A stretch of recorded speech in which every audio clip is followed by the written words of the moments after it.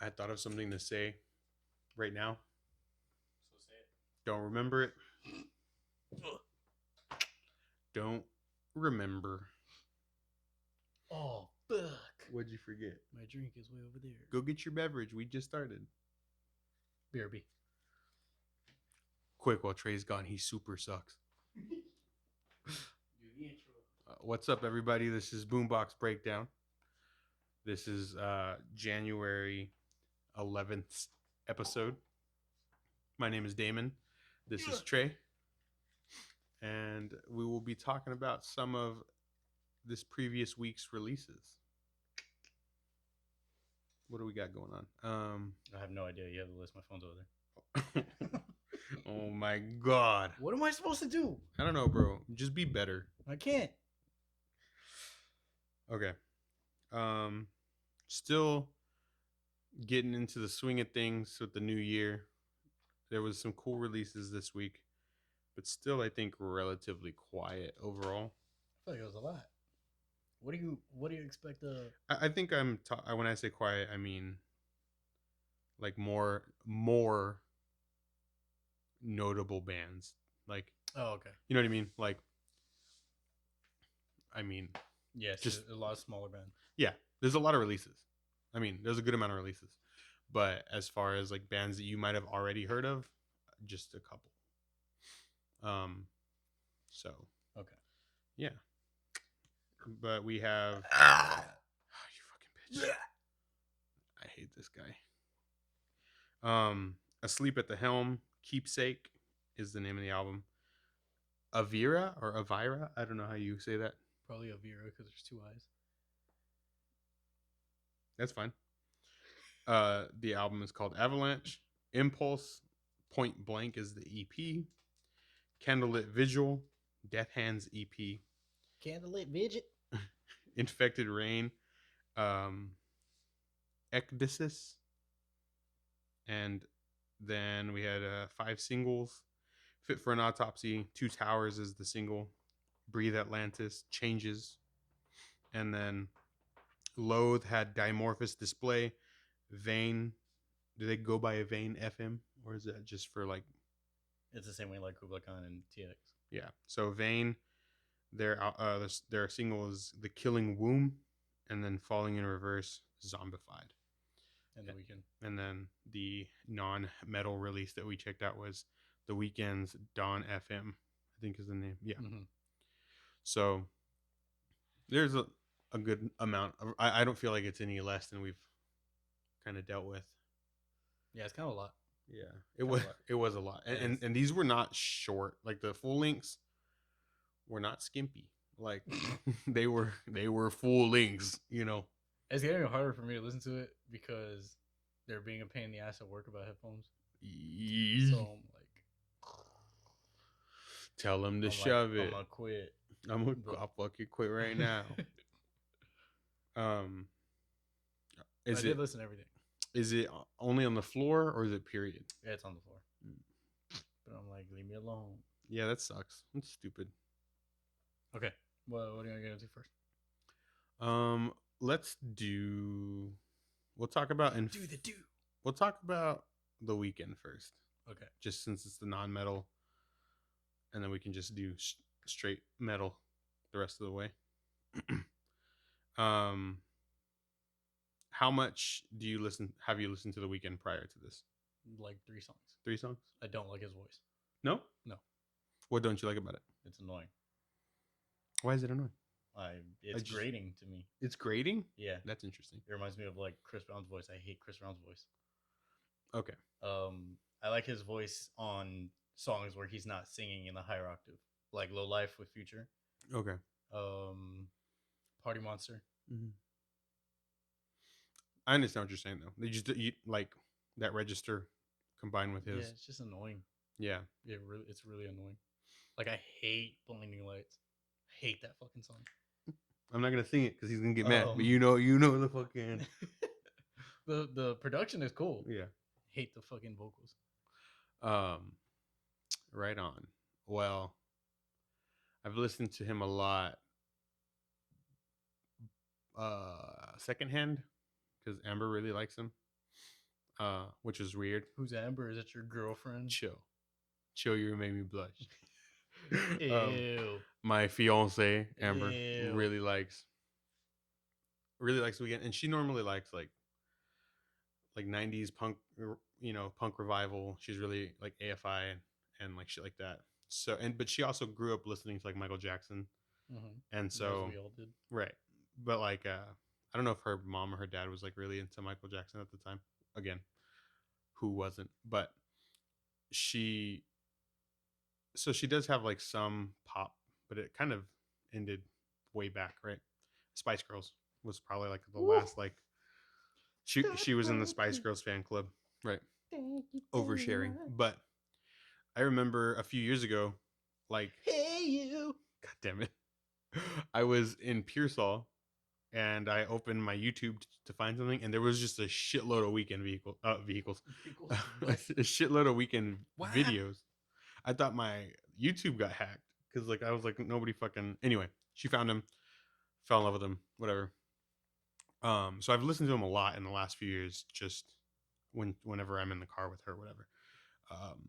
That being said, this album is very different than I think anything that he's done. It's got a cool like. Would you call it an aesthetic? Yeah, absolutely. It's got a cool like aesthetic to it, where it's like a DJ set. It's a radio set. It is a radio set. Like songs bleed into each other. Very like synth wave, kind of like late 80s, early 90s. Like, you fucking guy. That hurts our ears. You're a bitch. Like synth wave, vaporwave kind of music. And the production is cool. I just don't like his voice. Yeah. Like I wish I would listen to an instrumental version of this album. Yes, and I actually thought the same thing. There was some really cool there was a song, I think it was Out of Time. There's a bass line on that song, and it's fucking sweet. It's very like R&B feeling, He's kind of like Bruno Mars in the sense that, especially like both of them right now, where they like do a deep dive into like a genre and a style, and they just like immerse themselves in it. Yeah, like now, like that came out of nowhere, kind of, right? Yeah, for him, because the album before this, even if like the overall album didn't have like a particular like decade or sound to it, it was still like a concept album. This one is like it is like Trey said, it's a concept album, and it's like if the first song you turn on the radio and you're popping into the beginning like a broadcast, right, and then it just goes straight through. It's like a Fly Low FM on GTA. Yes. Like at first that was like a 45-minute Flying Lotus DJ set. That's kind of exactly what this feels like. Yeah, and so it is very 80s synth. Like that's the best way to put it. With the Weeknd's vocals. There's a Lil Wayne feature on there that was kind of crazy. That caught me off guard because his voice is so different and does not fit the whole concept of this album. But like, I mean, Lil Wayne's Lil Wayne. You know what I mean? Who fucking cares? But yeah. Overall, it was good. It was really fucking long. It was like it's like 55 minutes long. I don't know that I'll go back to it. There's if he releases an instrumental version, I would listen to this a lot. That's true. A lot. Yeah. But like the way it is now, there's a couple of songs that I like. Yeah, it's a cool concept. It was cool. It was executed in a cool way. Yeah, it was. I just don't like his voice. There's one song, and it has a beat on it that reminds me of Biggie Smalls' Notorious B.I.G. song, but I can't remember which song it was. But it was cool. But yeah, really well done. Like instrumentally, he does a fusion of like instruments and obviously synth, but beats and things like that. And the production is just super fucking good. Yeah, that's definitely crisp. My favorite thing about this album was the production, the mixing, all of that. That whole other non performer side. Yeah. And I do think that he has a lot to do with that. Like, I think so too. He has a really good ear for music like that, but it is very long, and it's all very similar because it is supposed to be like a single cohesive set. So I did find myself kind of like in and out. Yeah, at some parts, but the parts that I liked, they really kept me. Um, yeah, I mean, so if you like The Weeknd, I mean, I think if you like The Weeknd, it's I think if you like Blinding Lights, you think if they like Blinding Lights, they'll like this one. yes. Yeah. I think if you like The Weeknd, you'll still enjoy this. I don't know if you will love it. I don't know because I see a lot of people like on Reddit, like play the hills or something. Yeah, and that's exactly what Amber said. That's exactly what Amber said. But then you like if you think like you he comes out with the song about Coke. I can't feel my face. Is that the name of the song? Yes, I mean that kind of is like somewhat of a precursor. I mean, I guess it is a precursor to like this sound and his progression. Yeah. So I guess people just don't really know what the fuck they're talking about. Yeah, I mean, I think part of this is that like it is very when he's normally pretty, I think lyrically a little different. It's I compared it to like Metallica when they made Load and Reload. Like there's no guitar solos. Like they didn't really open up the shit. You know what I mean? It's good music. Like I mean, most it's cookie cutter. Yeah, and so like he in his own way doesn't really like open it up, like go off in any kind of way. Like you never get to a point where like, oh, this shit's like hard as fuck. Yeah, like it doesn't sound like he's holding back. It sounds like it's like semi phoned in. Yes. Yeah. That being said, the concept, like we said, is really fucking cool. Yeah, the concept carries the album. Yeah, definitely. That's about it. Okay. So I'm cool with that. We got next. Singles. Yeah, we can go to the singles. Let me bring up the list again. The list. Oh fuck. Where we at? Okay. So Loathe, Dimorphous Display. Metalcore Deftones. Yeah. Yes, especially this fucking song. Like Jesus. All of their songs. I think I follow them on Instagram. I think it was one of those situations where like they followed me. You know what I mean? And then you Maybe follow them and then they unfollow you. Yeah. I don't remember, but I follow them, I'm pretty sure. Because they come up a lot on my feed. Yeah, they're like a lot of people really like them because a lot of people really like Deftones. Yeah. I've never really listened to them. This song today we listened to it a little while ago. Didn't really pull me in. I like the music. I just wish they wouldn't do the Deftones thing. Yeah. That like I've said that before. Like it's cool. It has like a like it has a cool beat, it has a cool rhythm, but they do the whole board singing thing, and I don't like that. That doesn't land for me. Yeah.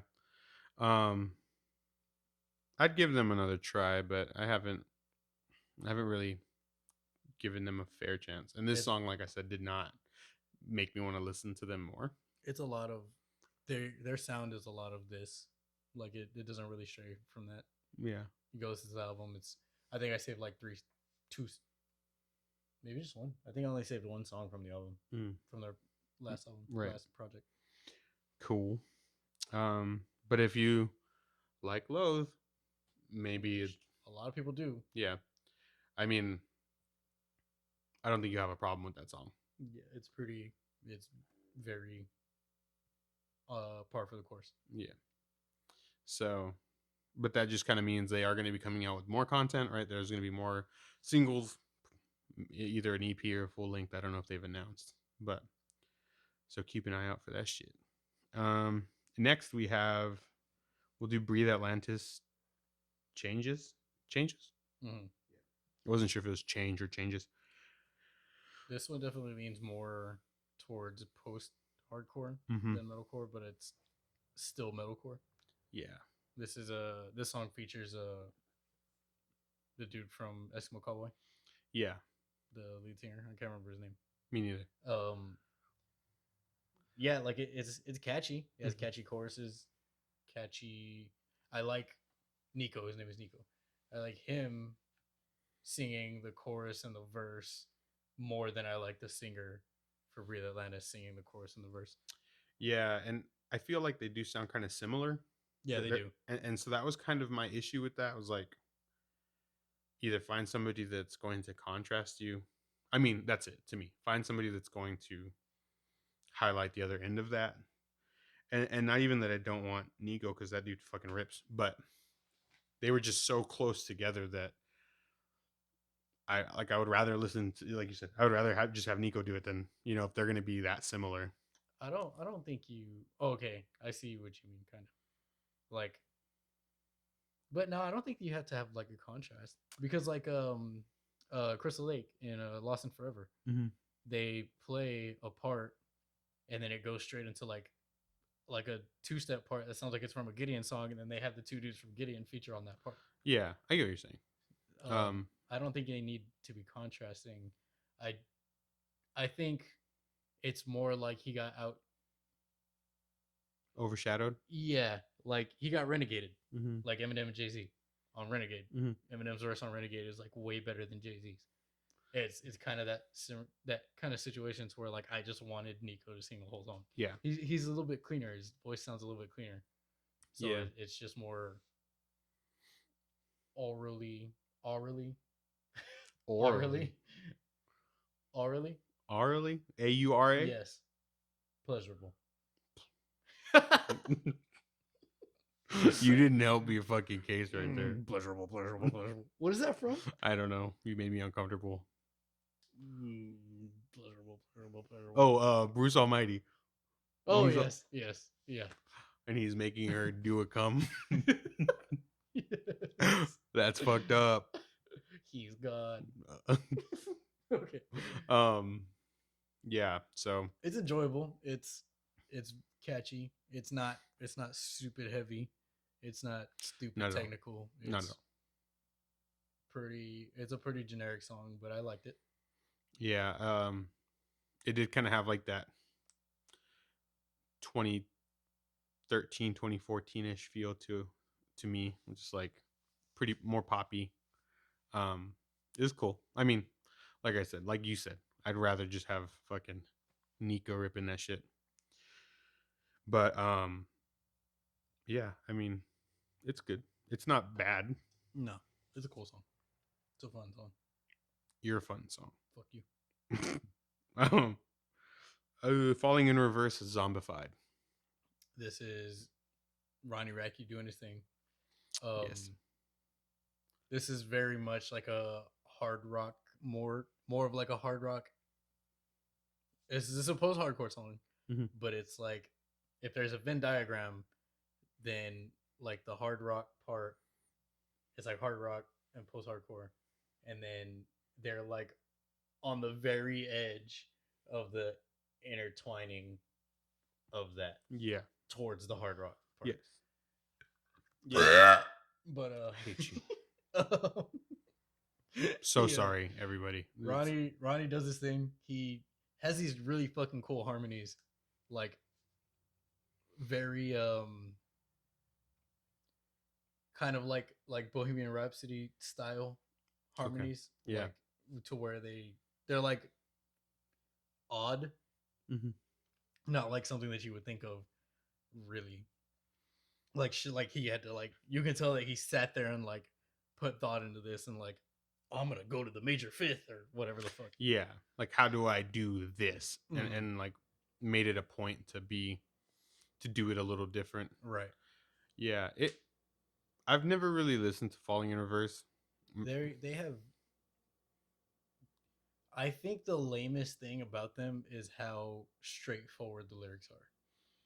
That's kind of like my main issue with this song is like not even the whole, like, I kind of really don't like the whole call and response thing with the vocals and then the guitars and the verses like that. I've always felt like that's like lazy songwriting. But my biggest gripe with them has always been how like straightforward, like it's very like I feel like if you're gonna write lyrics, you take a concept and then you expand on that concept to where it could also be interpreted as something else. Yeah, and kind of metaphorize it, like, yeah, to an extent. This is very much just like this is this and this is this and this is, and I know some people like that, and it's way easier to like listen to and understand and break down. Mm-hmm.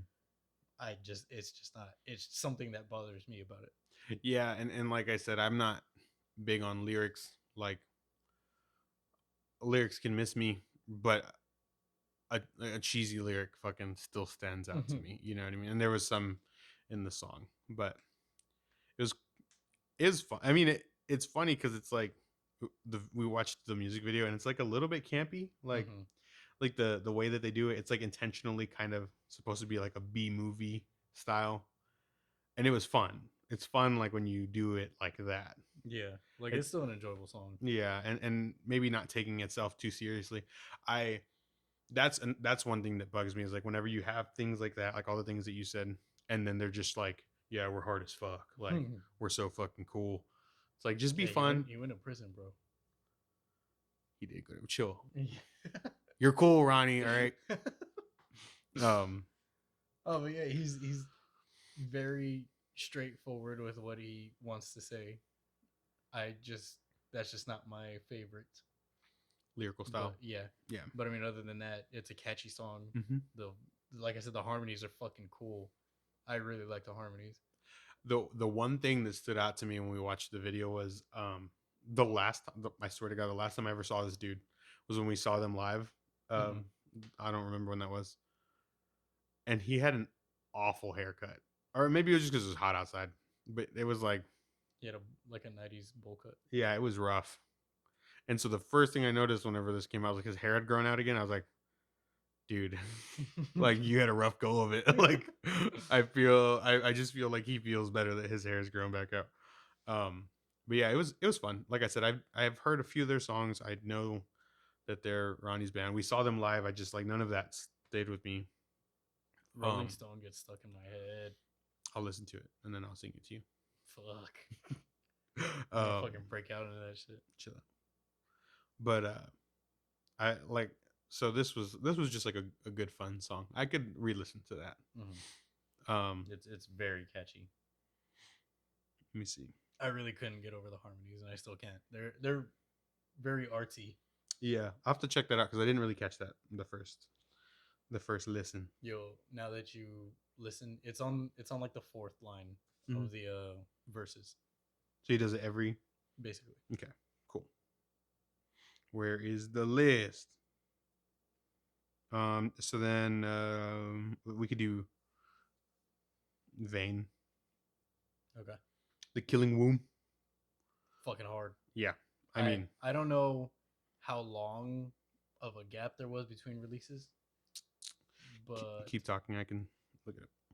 I feel like if they release anything before this, it completely flew under my radar, and I've been waiting for something since Arizona.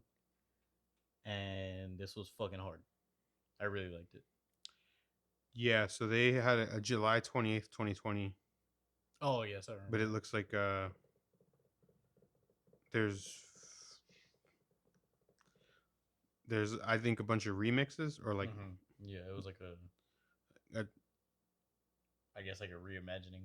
Yeah. Not really, but like I don't know if those songs are previously released. Yes, I think that was like from their first yeah, but all of these are mixes. Thing. Yeah. Whatever it's called.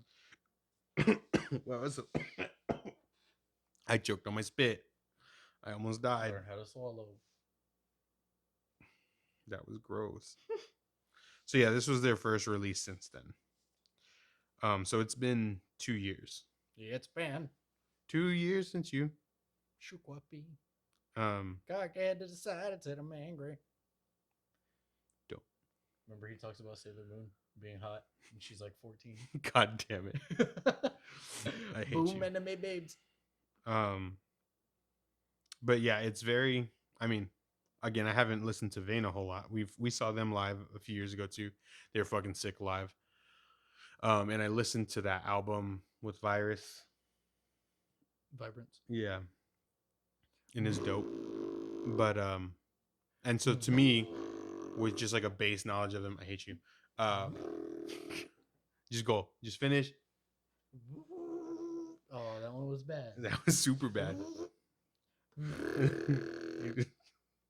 I lost it.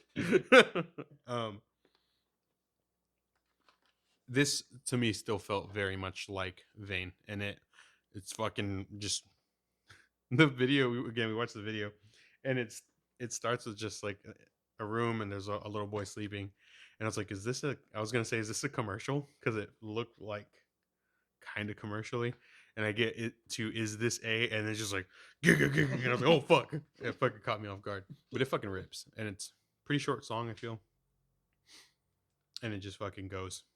It's a good song. Yeah, it's a cool. good release. It was. It's a good strong. I want more. It was a good little fucking dollar on the fishbowl. Yeah. So if you were waiting for more Vane, hit that shit up. Yeah, it dare. And then it damn be doobie. You have anything else to say about that song? Like, it's a good song. The last one is Two Towers by Fit for an Autopsy. And this, I believe, is their last single. They'll be releasing their album next week. So, or maybe this week. Either or. Whatever, either way. The upcoming release week. Yeah. I don't know a lot about Fit for an Autopsy. Fit for an Autopsy. Crushed it. I've said it before. The beginning of this song threw me for a loop-de-loop. Yeah. Because what I know of them is the last single that we listened to, and it's not that. And then this was this, and I was like, "What the hell is this?" And then it like picked up. What the freaking crap? What the hell's that? And then it picked up and like got into it. It was just odd. Yeah, and I don't know if they've ever done anything like that before, but it threw me. I mean, I didn't listen to the album. I don't know if it's called Sea of Tragic Beast or if that was just the song. I can't remember. But the album before that I listened to, and then I heard the singles from their previous album, and then obviously the singles that we've listened to. I whenever we listened a couple weeks ago or whatever it was, I went and listened to like 2 or 3 of the singles that had been released for this album, and this didn't feel like that. Like Trey said, it's that. I mean, again, whenever I started listening to that shit, I was like, "The fuck is this? Like, what the freaking crap?" It starts off very different, like almost like,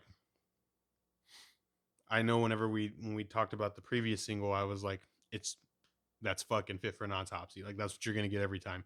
And then they fucking made me eat my words, because they're like, that fucking dumb fuck over in San Antonio. Fuck that guy. They served me up a dish of shut the fuck up, and I had to eat it. It does start different, and it is generally slower overall.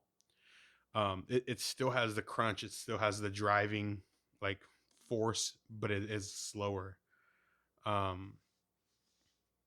It's still a cool song, but again, and like the vocals and I mean, the beginning, there's like a little bit of cleans, right? Mm-hmm. That was weird. This was more Deftones. Yeah. But they're invading. Chill. Oh God. Chill. Oh God. It's only taken 30 years.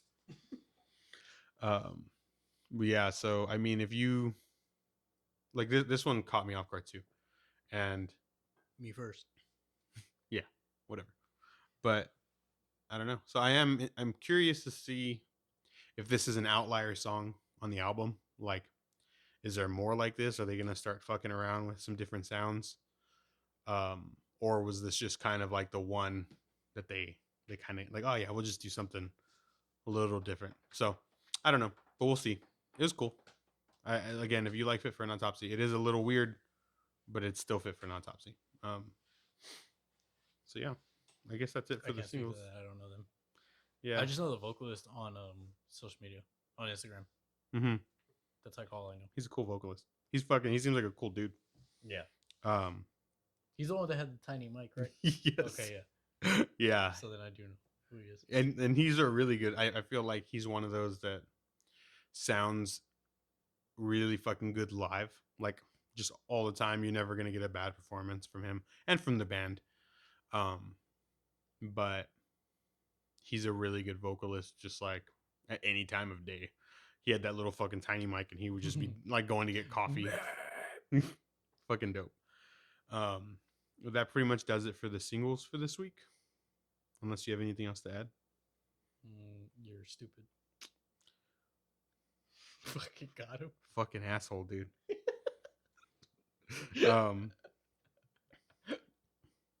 I guess we can go into the full links. The first one that I have here was Infected Rain. The album is called Ectasis. Look that up. I did. I looked it up. Did you listen to the pronunciation? Yes. It's EKDUHSUS. What does it mean? No, that's how you pronounce it. Okay. Oh, what does it mean? it's the act of molting, shedding your outer layers. Typically Mr. from Krabs? Like Mr. Krabs. Or just, Did you know that lobsters live forever? Like, have the ability to live forever? They only die because they don't want to molt. Did you know that? No. They're just like, fuck this. Like, I'm tired of doing this shit. And then they just don't want to do it. And then they just die trapped inside. That's fucking awful. But it's their fault. No, yeah, I know. So fuck that. But yeah, that's just like it's probably pretty painful. I don't know about their pain receptors, but like normally whenever these animals molt, it's because they've grown and they've outgrown their current exoskeleton. So to then just be trapped in like your arms can't even move. Stop. But yeah, they're just like, I think I'm done. They're like, I had a good go. They're like, Paul, you've only molted once. He's like, it wasn't good. It wasn't good. Yeah. Okay. I listened to this album once. I only got a chance to listen to it once. Female vocalist. Mm-hmm. Her name is Elena. I looked him up. She goes by Lena Scissorhands. I thought that was pretty cool. But go on. That is pretty cool. You think she could cut hair? She has really long dreads, so probably not. Oh. You can tell that it's a female vocalist by the scream. It's very high pitched. Yeah. Like her fucking voice box is super high. Like you can hear it. Yeah. Like it sounds a little bit painful. Dude. Like, but then whenever she sings, she also has like sick ass harmonies. Yes. Is it just her? I believe it's just her that does. I believe everybody else is male. So. Okay, so then like her layering on her singing is fucking cool. That's the part that really stood out to me about like this whole project. So just really quickly, they are from Chisinau, Moldova. So they're like out. What the fuck is that? They're over near. Are you sure? No. Remember whenever you said Iceland was East European? No, he doesn't know what he's talking about. That wasn't on tape. I didn't say it. But, that was like 30 minutes ago. Nah. He's lying, folks. They're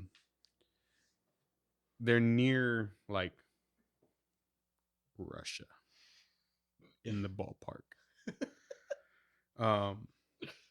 What's the population? Look it up. Oh fuck. Moldova? Yeah. And hey, Moldova. I hate you. I'm walking here, Moldova. Chisinau is like right in the middle of Moldova, like in the territory or whatever. It's like fucking almost smack dab in the center.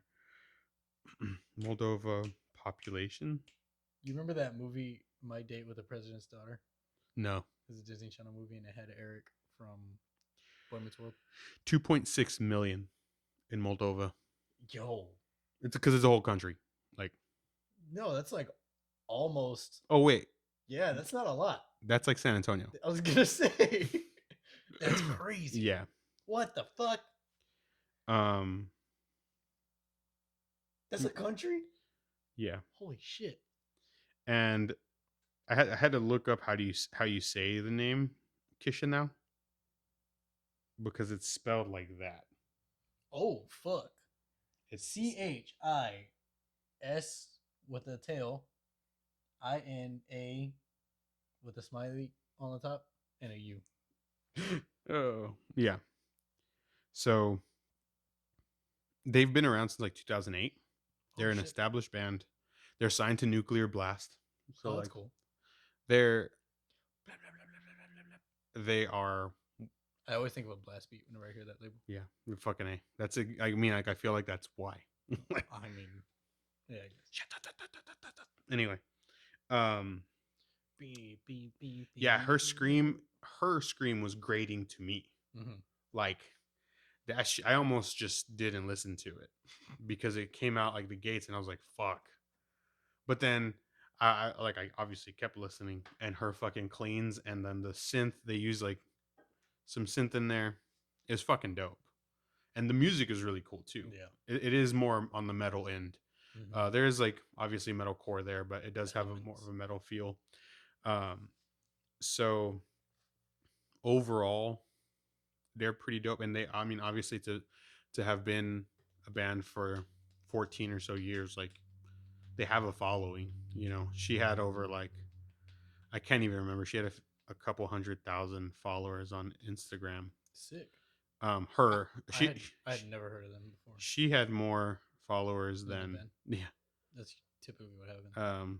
She has 184K on Instagram. How much does Courtney have from Spiritbox, and then how much does Spiritbox have? Okay. Oh, hold on. So the band is called Infected Rain. So she has 184. They have 66,000 as a band. So she's got like double or more than double. Triple. Yeah. Also. Yeah. Oh yeah, triple. And then Courtney has. Dang, she has 142K. So how much does Spiritbox have? Spirit Box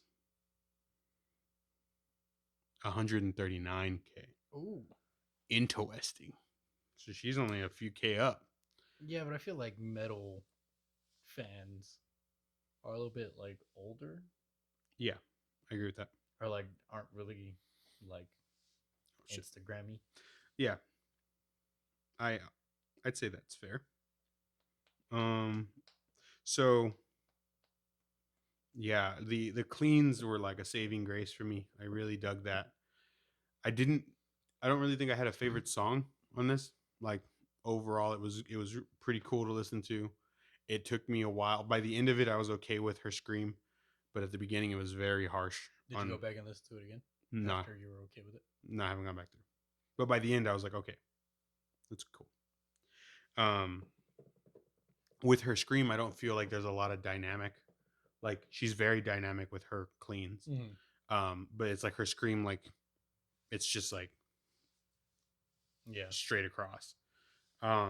It's like a high mid. Yeah, and she can't, or not that she can't. She in this album she doesn't like dip any lower. She doesn't go any higher. Like it's pretty fucking high. So I preferred her cleans just because there was more. It was more musically like charged there. But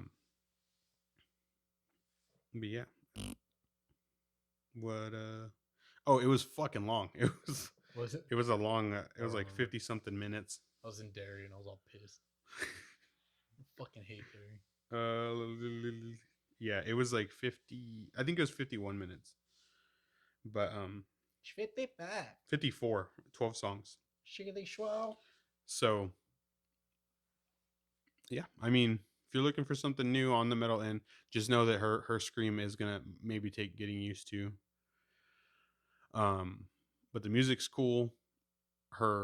The way that they use her cleans and the synth. Does anyone have a Ricola? A Ricola? Yeah. You remember that fucking commercial? No. That fucking dude. He's like, and then he like grabs a mic. Does anyone have a Ricola? God damn it. So whenever we do this, I try to like not keep my thoughts in my head. Yeah. Like any random shit that pops up to my head, I just try to speak of. You fucking reminded me of the other day. Somebody said a number. They were like $14.99. I was like $2.99. Like I have this. That was Wendy. Yeah. Whenever they're, I don't even remember the commercial, but he was like $2.99. And one time, me and Trey were in half price books, right? And he pats me on the shoulder, and I turn. Like we were browsing completely different parts of the fucking store. Yeah. And I look over and he has a book. He's like $2.99, and I fucking lost my shit. That's like it's $2.99 and Tiny Hands are two commercials that like live in my head all the time. I got these tiny hands. Anyway, Infected Rain. Ecdysis. Check it out. I mean, check it out if you're looking for something a little more, like I said, we said on the metal. If And you're a lobster, molt. yeah, if you're a lobster, for the love of God, take your clothes off. It's I didn't know that lobsters. I know that a lot of animals can die in molt because it's very strenuous. I didn't know that they would just rather die. They're just like, yeah, nah. Imagine you just have the ability to be immortal. Yeah. And you just don't. I'm just tired of it. You're just like, nah, this is a whole bunch of shit. That's fucking great. I would definitely be a lobster. Yeah, I guess that's about it for them. Next, I'd listen to Asleep at the Helm, Keepsake. Dude, I really like this album. Yeah. This album was theatrical. This album had went through the 4, 5 acts of a play. I don't. It's like intro, rise, climax, resolution. I'm missing one. Conflict, or I don't know. I don't know plays. It's like a theater rule, or yeah, like a visual arts rule, not rule, but like guideline. I don't know what to call it. It's like basically what the 5 acts that like the outline. Yeah, that like a movie or a play or something will go through. And this album really feels like it does that. Yeah. Like it starts off super fucking intense, and it's like, this is who the fuck we are, and then like it's cool, it's bouncy, it's riffy, vocals are cool, drums are sick, and then it goes into like a kind of like a melancholic or like a somber little stretch, and then it goes into like a valiant or like a triumphant stretch of songs. It's fucking cool. I really like this album a lot. Yeah. So I was able to like it sounds like, I thought of Wolves at the Gate a lot. I don't even think that that's who I was thinking of though, because this album sounds like if Shokran. Oh, now I'm gonna forget who the fuck it was. Oh, there's a band called I Am One, all caps. It sounds like them and another band put together that is gonna bother me because I made a mental note of it while I was throwing bread, and I remember throwing the bread, and I can't remember the third band, but it sounds like all of them like cohesive, made like a project. Yeah, it's really cool. I liked the choruses. My favorite part was the rhythms and the riffing and the drumming. Yeah. They come out of the gate fucking bouncy. It's fucking cool, dude. And like the second or third song, probably the second song, because I was like, whoa. Yeah, there's one. Yeah, I'm pretty sure it's the third or the second song. There's like some barks. Oh, it's Fear. Is it That's Fear? the third song. Oh, that shit. Because that song's like a minute long or something. Yeah, but those barks fucking. I was like, let's go. Yeah. He even has an F at the end of his barks. Yeah. Fucking. He does. Oof. Yeah. I was like, that's cool. Oh fuck! What happened here? Here we go.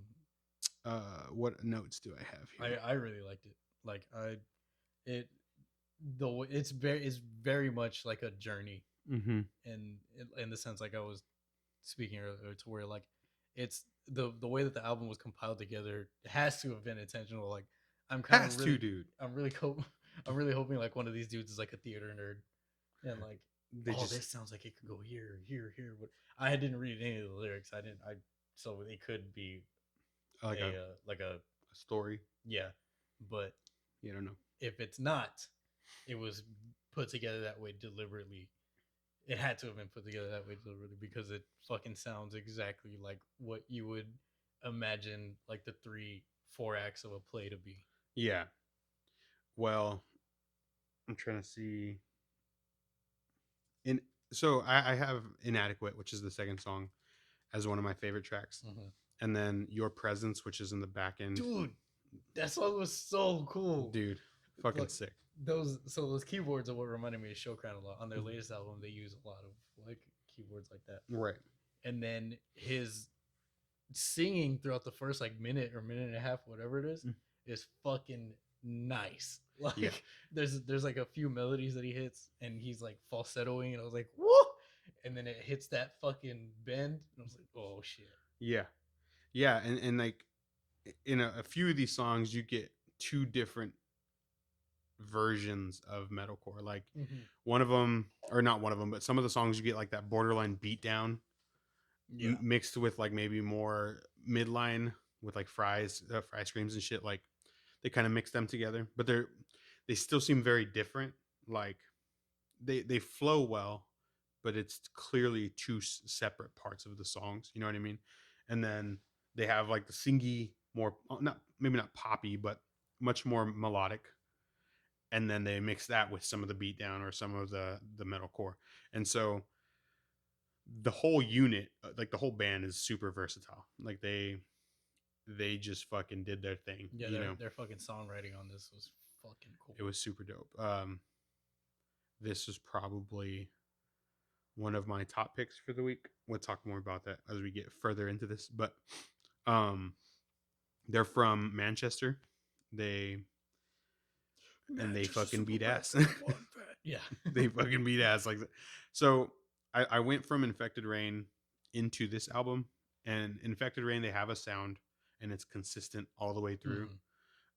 Even if the songs, like composition wise, they're different, like the way that they arrange the screams and the singing, it's still like you can tell they're part of the same album. This going into this, it was like just walking into a totally different building, you know. The first, this is going from like the monster stage to what are the van stage. The van stage, yeah. Like, yeah. And so they just fucking like the first few tracks are very different, like you're saying, than the next two or three. And then Fear fucking beats your ass real quick. I'll let it go. I thought I just fucking ripped this shit out. I wasn't worried about ripping out the fucking headphone. I thought I pulled your whole fucking interface cord. I fucking hate this guy. I saw your face. You look I don't want to play anymore. This shit always fucks me up. I don't want to talk anymore. No, but they just did a really good job of taking all these different influences and these different sounds and like almost forcing them together in some situations, and it just fucking rips. But yeah, so I'll definitely go back, listen to the album, but Your Presence was fucking sick. Yeah, I listened to that song a lot. I had a note to say whenever you said forcing them together, and it slipped my mind. Like forcing them together, like your cheeks. I don't know. But yeah, so I'd never heard of these guys. Me either. I do think. Let me see how many listeners they have on. They have 5,000 monthly on Spotify. Oh, dude, get this shit up. Yeah, this album is great. So they are called Asleep at the Helm, and then the album is called Keepsake, and they do have I'm looking to see.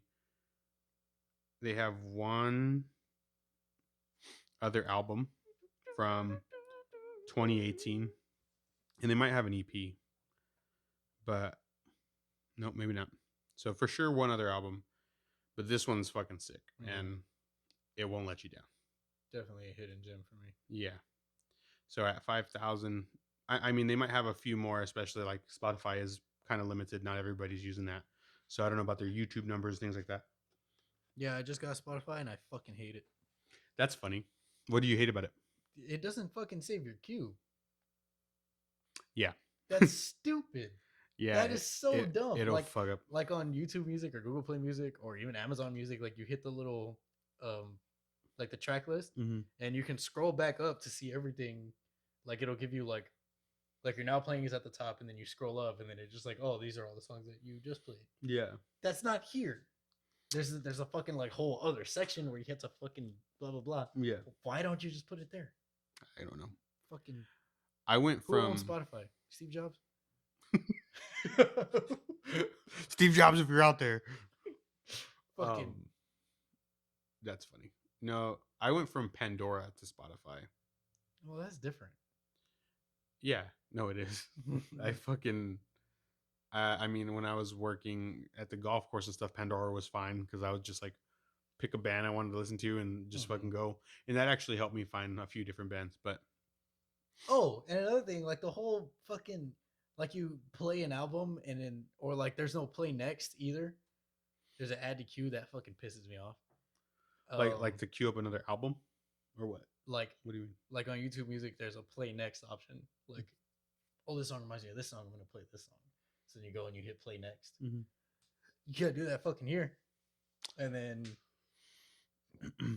like, I played an album or a playlist, and then I played an album expecting to hear the album, and then it played one song off the album, and then the rest of the playlist, and then at the bottom, at the end of the playlist, was the rest of the album. Yeah. Like, what the fuck is that? That's so stupid. Yeah.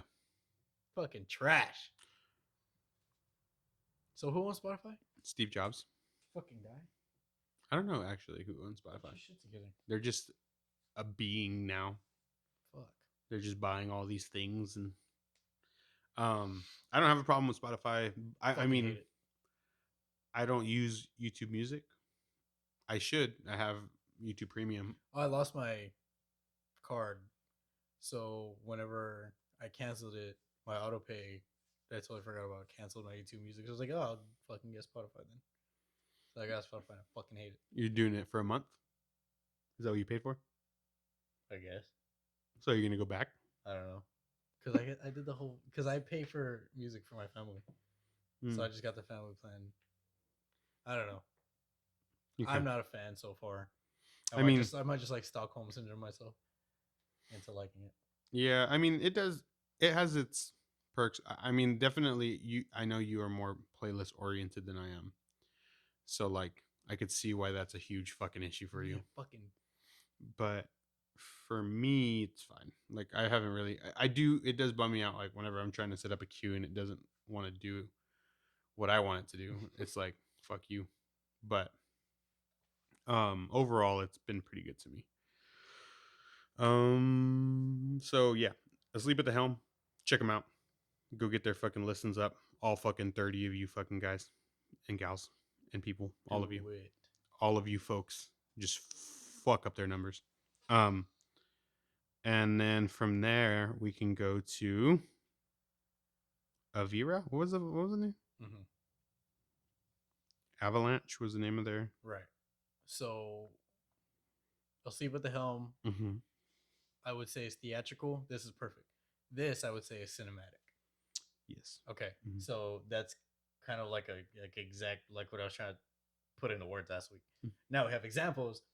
This one is very like big, boomy, like a lot of like big moments, a lot of grandiose. Yeah, a lot of like and here. You almost fucking knocked your shit down. What do you mean? I'm so far. You touched it. Oh, I did. I saw you. I saw it move. I just touched it right now. Chill. And here, like, yeah. So there's strings in this one, and they just add like it's very like there's a lot of like epic moments, like a lot of like big, like there's a word that I'm trying to find, but I'm not gonna get it. Yeah, probably not. Electabuzz. What? Magmar. Yeah. So that's kind of like what I was trying to think of.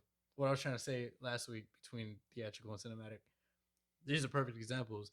Asleep at the Helm is theatrical. This album is cinematic. Yeah. Yeah, this one was really cool. It was really fun to listen to. Super intense. Like the entire way.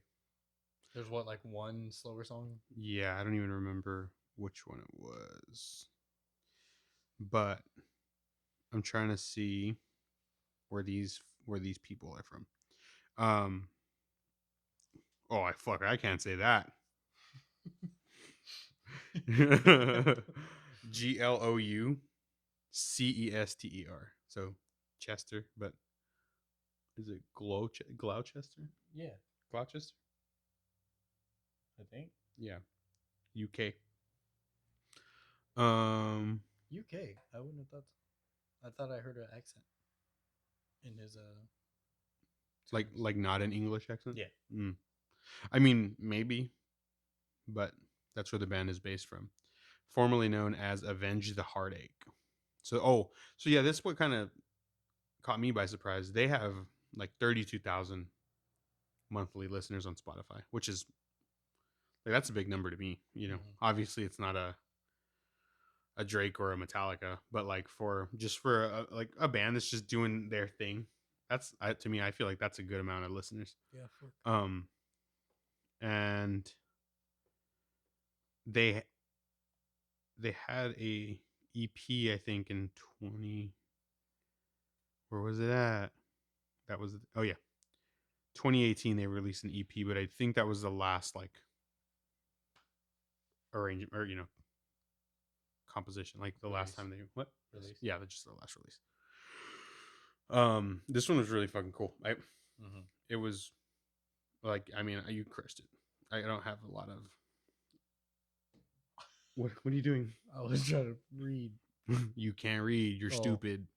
Oh, so a lot of the singing, there's it falls flat a little bit, like note wise.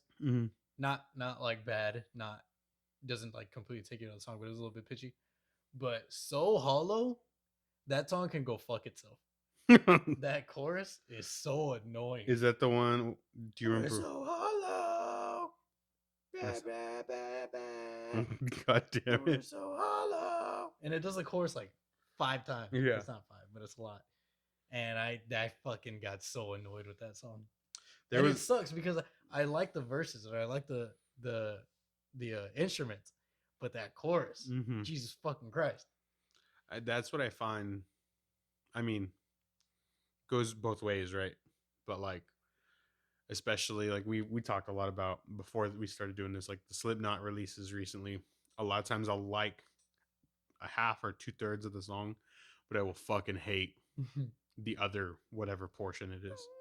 So I'll hate a verse or a chorus, but I'll love everything else. But then like you hit that part and you're like, fuck, I just want to change the song. Yeah. But then you're like, fuck, there's some cool shit about to come up. I know. That's exactly how I feel about this fucking song. I think liked every other song. Yeah, I think there was one of their songs where one of the lines was like, I've been circling the drain and I'm going insane. And I was like, that's kind of another reason why I thought they weren't like native English speakers. Oh, really? I mean, maybe the vocalist isn't. He doesn't have to be, but I have no information on them.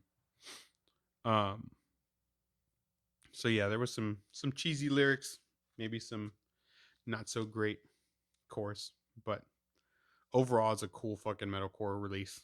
Yeah, I would intense. I would check it out. I mean, it is just well within the confines of your metalcore. Which to be fair are gigantic. Yeah, for real. But this is like if you think metalcore, like this generation metalcore, you're like this will fit. Right. Yeah, it's cool. Anything else about them? No, don't ever make a song like So Hollow again. Don't ever make a chorus like So Hollow again. Jesus Christ. What? Oh, actually, maybe Circling the Drain was from Impvlse. That Circling the Drain lyric, I don't remember now. Me either. But Impvlse, they have their EP Point Blank. Where are they from? I'll look it up right now. All of their songs were capital letters. Yeah. Is that Juntos or Juntos? That's why I'm asking you where they're from. Oh. Let's see. They're from Nuremberg, Germany. Based in Nuremberg, Germany. Okay, so then I'm probably thinking of these guys then. That made you think that they weren't. Yeah.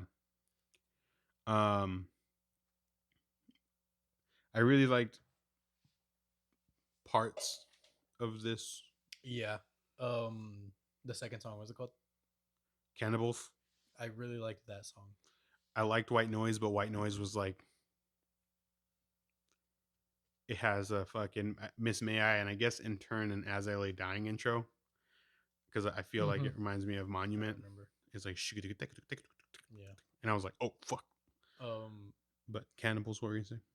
I like that song the most. This definitely also leans more post-hardcore part of metalcore to me. Mm-hmm. Kind of lost me on a few parts. Yeah, there's some really good pieces to this. Yeah. And if they do another release, I have no doubt that they'll. Oh well, they have the potential or opportunity to build on those parts that we liked. Now, I mean, sometimes they go in the opposite direction, where not that they like do bad things, but like they go and they choose to pursue some the other parts of it, right? That's how I feel about Trash Boat. But like, I loved Trash Boat for like their hardcore feel. Yeah, that synthetic sympathy came up. Yeah. And it's still not bad. Yeah, I fucking love that song. It's like, it's just like the songs that I loved from Trash Boat. They are now on the opposite like boat. Trash Boat. They're now on the. Never mind. Smash Boat. Trash car. Trash car. So like they could choose to pursue the parts of the songs that maybe didn't appeal to us, but they definitely have an avenue there if they choose to go that way of, really doing some heavy and cool shit. This is Impvlse with a V instead of a U. Yeah. Also. How you say it? Impvlse. Impvlse. Impvlse. Impvlse. But it was cool. I mean, I'm not mad at it. I'll check it out again. Yeah. But I listened to it a few times, but yeah, I mean, it's another one of those. It's just because it just ends, sometimes it just it's another one of those. It's just kind of like in the musical ether. Yeah, like it just exists now. Yeah. Mm-hmm. Not a lot of it made me want to revisit it. I do like Cannibals though. Yeah. There's a song. It's JUNTOS. So I had the same thought too. If they were like maybe South American or Mexican. Wow. If it was Juntos, I have no idea how you say it. And them being from Germany doesn't clear that up for me at all. So yeah, but I mean, it's not bad music. Did you know that Germany and France are right next to each other? They are very close together. If you didn't know. So yeah, I don't really have too much more to say about them. They only have 2,800 monthly listeners on Spotify. So they could, you could give them a listen. Yeah. This is on that cell wall between post-hardcore and metalcore to me. Mm-hmm. And then I think the last one that we have. Wah, wah, wah, wah. We're so hollow. It's stuck in your head or what? Yes, dude. I was gonna say it's stuck in your head or what, bitch, and the B kind of faded off, so it kind of said in my head it sounded like I said it's stuck in your head or what, babe. Oh, and I was like, chill. I have to point it out because if I don't, and then later on you're like, did he just call me babe? And I'll be like, no, yes, chill. But yeah, so that the last one that we have is Candlelit Vigil. Right, that's how that worked out. Is that the last one? Because we did the Weeknd, Asleep at the Helm, AVIIRA, Impvlse, Infected Rain. Oh yeah, shit. We didn't. There's one on this list that we didn't get to. Yeah. So yeah, Candlelit Vigil would be the last one. So. This is another versatile EP. Yeah. Like there's some like 2010s riffs. Mm-hmm. There's some fucking ass beating. There's some memeing. Yeah. There's like the fast paced, complex rhythm breakdowns. There's kind of a lot. There's a really cool riff on the last song that I really like. Mm-hmm. This I think was my favorite to listen to. It's the one that made me move the most. Like I was like, "Fuck, oh fuck," you know. Like there was some parts on "Asleep at the Helm." What, bitch? Oh fuck! Like, there was some stuff on "Asleep at the Helm" that kind of had me like stank facing a little bit. Like I'm like, "Oh, dude, that's sick." Same thing with AVIIRA. Yeah. But this fucking shit, like I was in my car, like fucking like bouncing around and Yeah, shit. like AVIIRA's like main downfall to me is that it's a lot of it is like samey. Like if you skip to the next like track and then you like skip to the center of the song, a lot of it can like mesh together. Mm-hmm. I feel like on this one, it's a lot way more versatile than some of the other releases this week. The fuck was that? It was a hiccup and then a burp. A herp? Oh.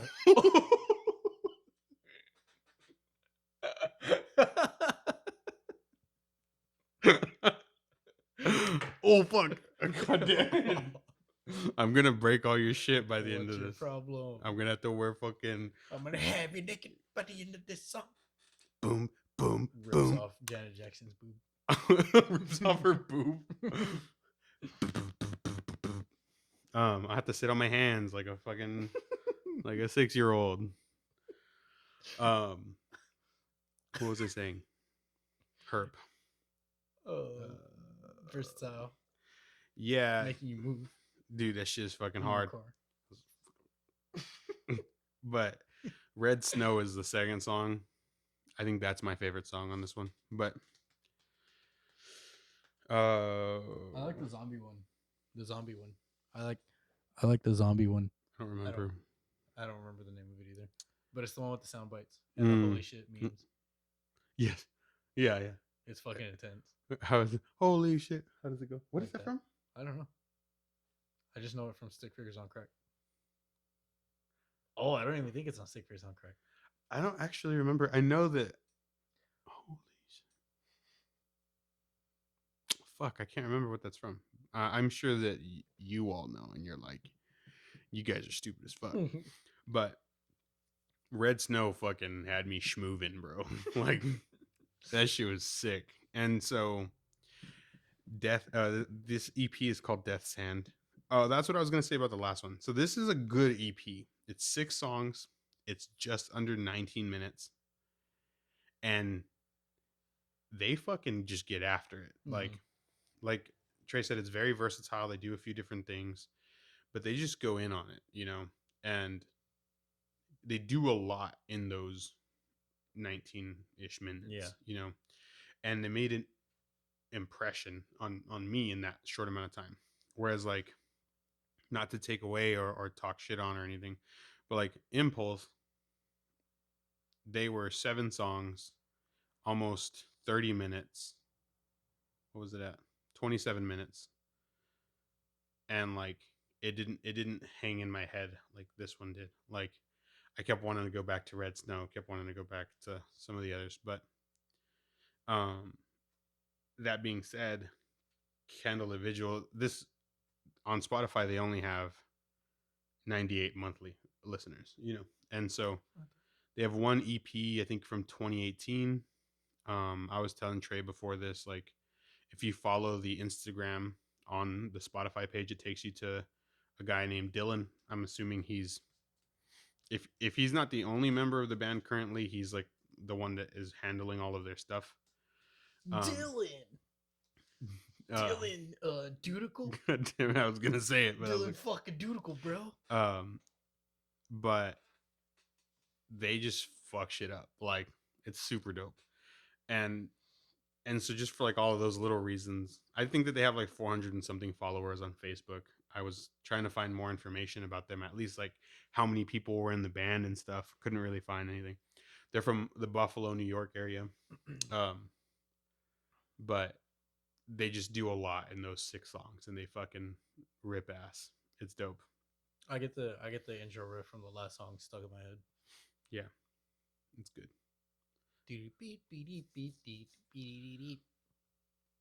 That sounded like it could be. It must have been love. Yeah. I hate you. So definitely, I don't know. Who sings it? I don't know.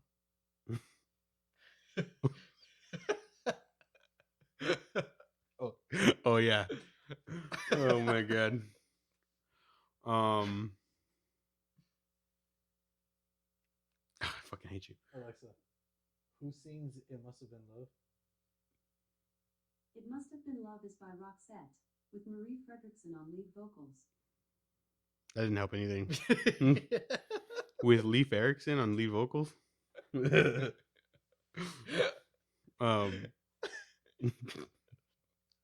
didn't clear anything up for me. So anyway, if you're out there listening, anybody somewhere, check out Candlelit Vigil. Somebody, give them, do it. Anybody, chill. I'm gonna cry. Scar is such a fucking dick, bro. He had no. I mean, I guess he had a little bit of right, but he had no right, honestly. What a dick. It has one of the hardest kill lines, though. Yeah. Long live the king. Bro. Fucking infamy, bro. And then he just fucking tanks the market. Like, he ruins everything. They just. Hey, but be prepared, though. Yeah, that shit smacks. Be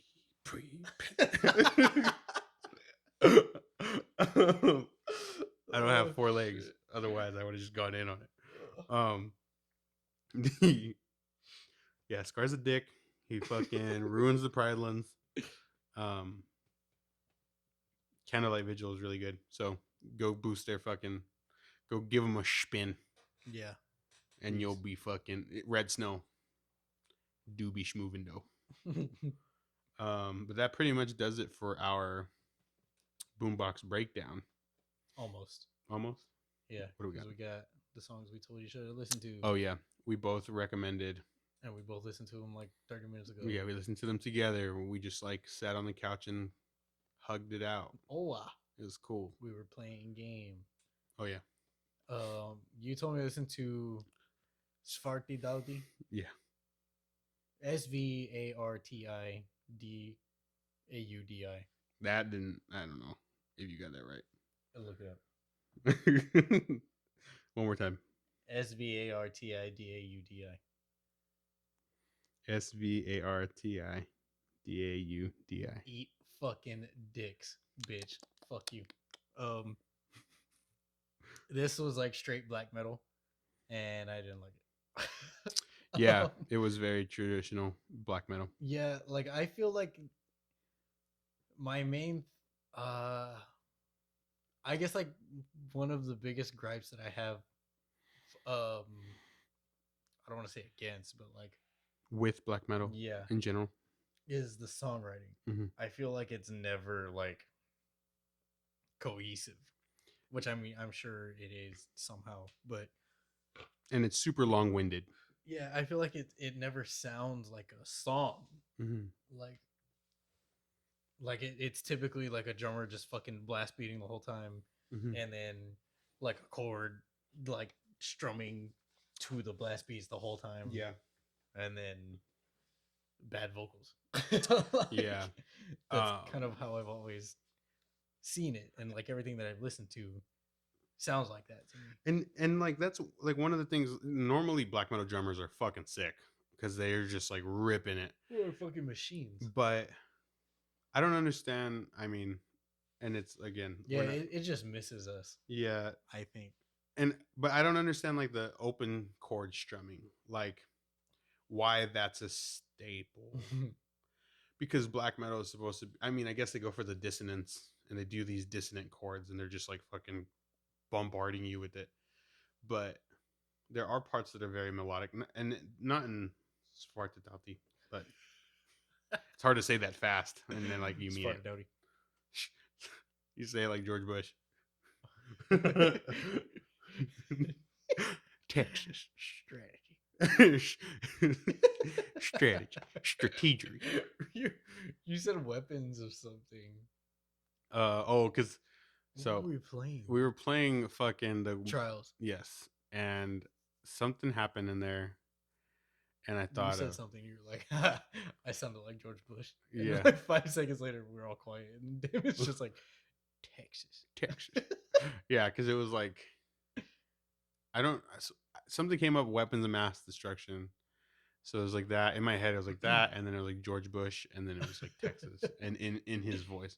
So Texas. So Spartadoti.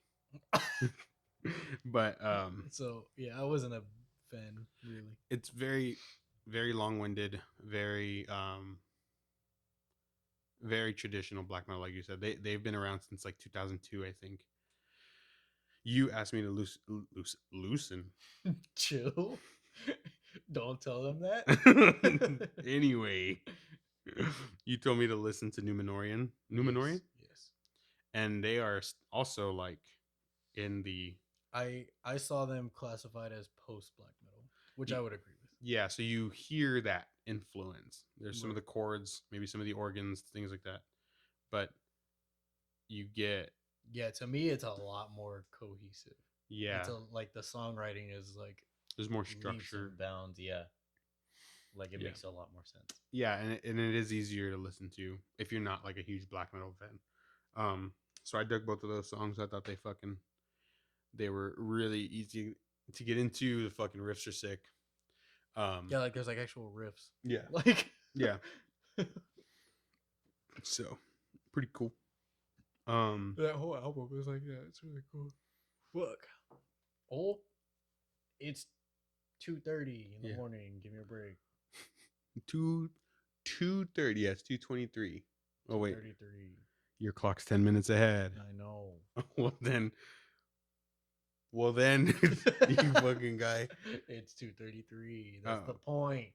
But yeah, so I would, if you like those songs, I would say go listen to the album. I'll check it out. Album's pretty cool. There's some cool guitar licks in there. Okay. Yeah. What Ben for me. I haven't been able to think of anything this week.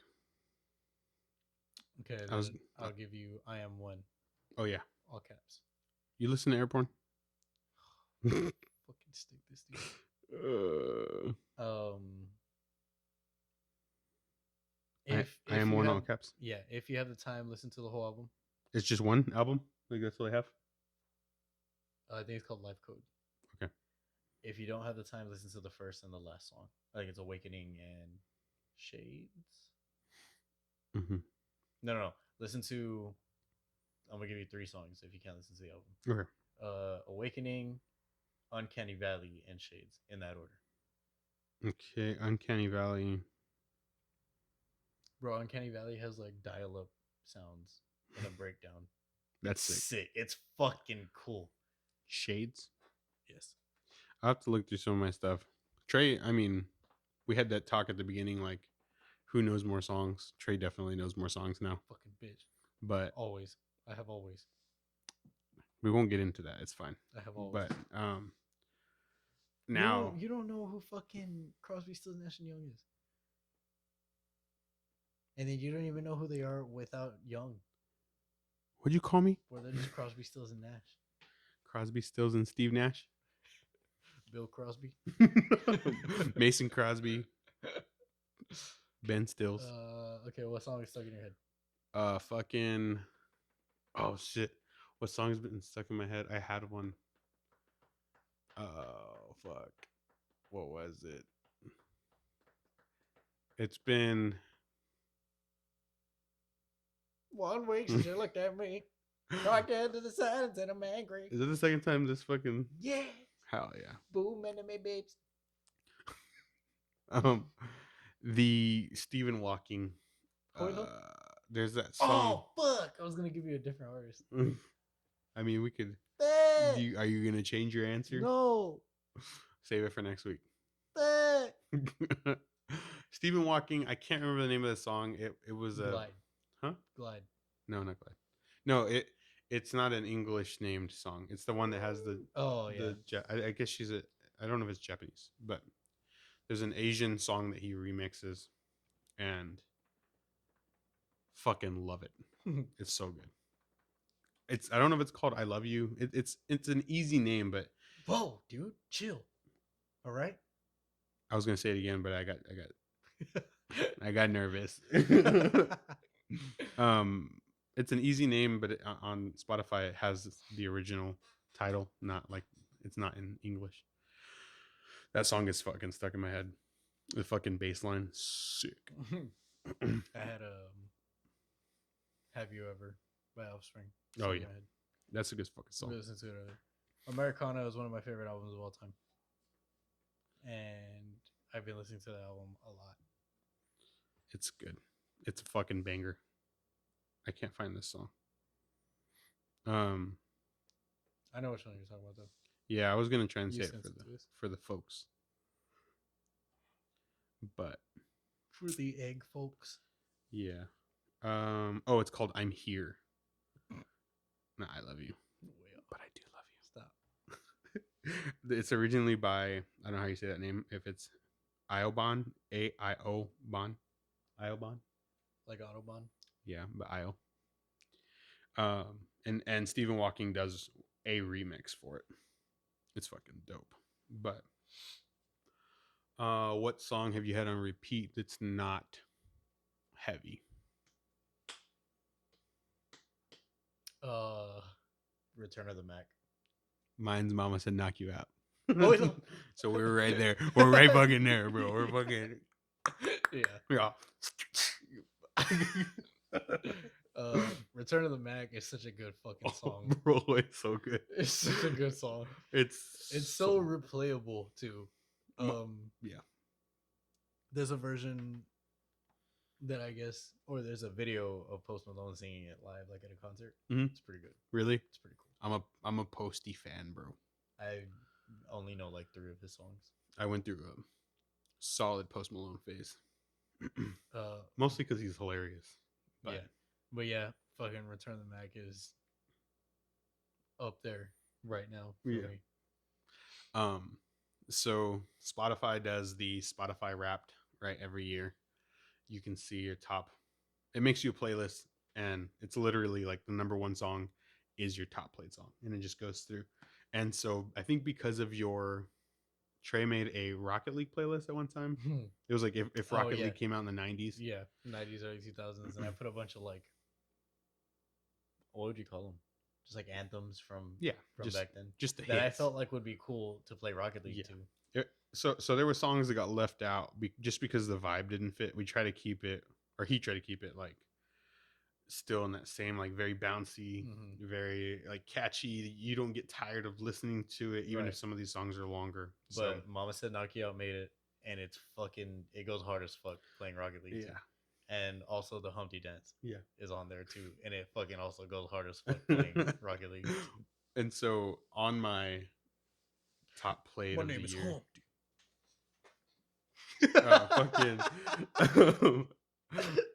Mama Said Knock You Out is on my list for the year because of that. And I've been going through and like trying to play along to some of these songs on my fucking drums, which I'm still fucking not good at. But Mama Said Knock You Out is on there, like I said, and it fucking there's like the stops, the beat stops. Yeah, That shit's so fucking fun to play with. Like just fucking do little fills and shit in there sometimes. But so that's why I've been on repeat with it. But it's fucking dope. It's like fucking LL Cool J, bro. yeah, he was so cool. What does that stand for? LL? Yeah. I don't know. Look that up. We're about to learn. LL. LL. What do you think? What do you think? Give me your Lennox Lewis. Lennox Lewis. You think it's his name? No, it's a boxer. No, do I think No, LL is like his name? yeah. Or is the J his name? Oh, fuck. Because he's Cool J. I know. LL. I'm sure. I feel like people just know this.